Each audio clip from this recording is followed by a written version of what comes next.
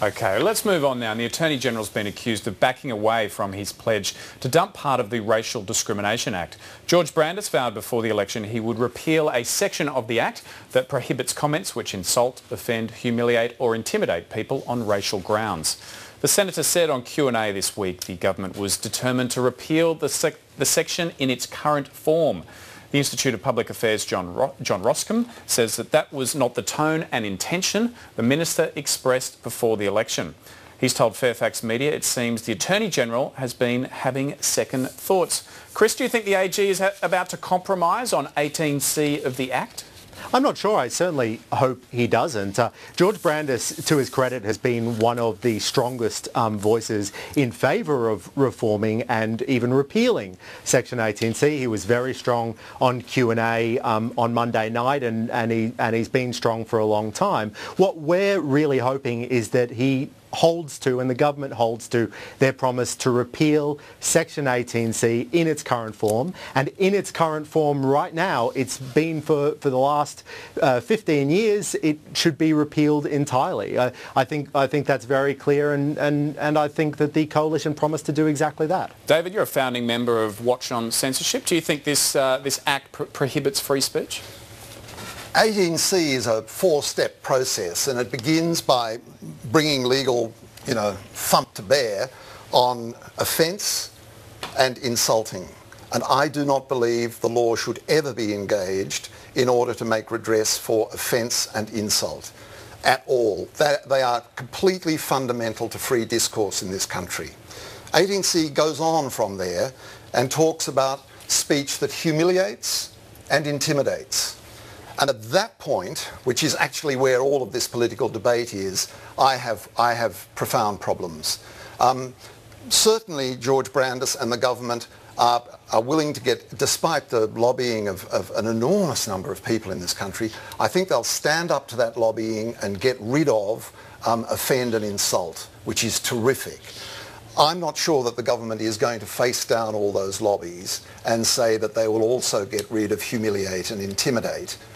Humiliate and intimidate, because it is a big call for a government to say, we are now going to allow people in this country to humiliate and intimidate people on the basis of their race. And let's just remember something. This is, the Andrew Bolt issue.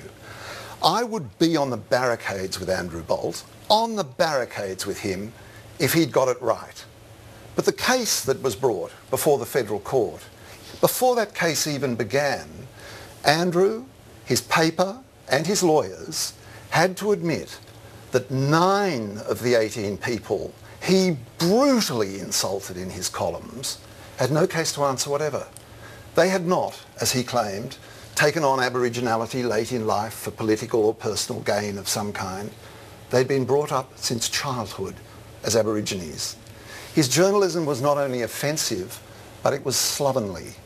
And the reason he didn't get away with it is that Section 18D of the Act provides very strong free speech protections for those who are going about their work properly, including journalists who want to say really tough things. All right. I'll get Chris to respond to that in a minute. Judith, what are your thoughts on this one? Well, I actually think it's good that you'll all hate this view, but I think it's good that Brandis is actually responding to community concern about it.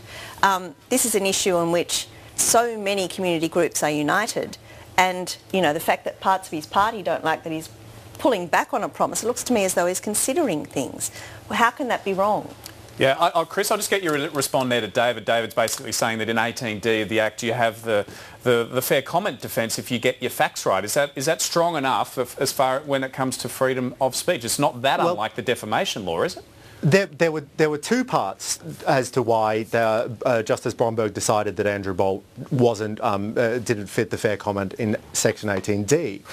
One of them was he got the facts wrong, but judge made it very clear that he got the facts wrong and continued and had a sarcastic tone. He was deliberately disrespectful and all those sorts of things. And it's the combination of those two elements, that some facts were wrong and he was deliberately disrespectful and sarcastic, and he did strange asides and that sort of thing. That's why the judge decided that he didn't match the Section 18D. That's why I'd be on the barricades. If this was just about sarcastic tone, I'd be on the barricades. The problem is, it is about an attack that Andrew Bolt mounted on this group of Aborigines, which had, for at least 9 of them, and I think probably at least 11 of them, no basis in fact. And I am not going to go to the barricades to defend but malicious this isn't going to the quick response, Chris. This isn't going to the barricades on Andrew Bolt. This is going to the barricades on Section 18C, which in my view should be repealed, because humiliate and intimidate, particularly intimidate, is already covered by a massive amount of state law. And in fact,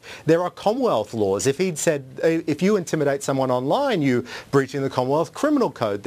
Every single state has anti-intimidation statutes. All right. This is already well covered. Okay, we're going to move on to privacy soon. Next on the drum, the government's new privacy laws come into effect today. Do they go far enough? We'll be back in a moment.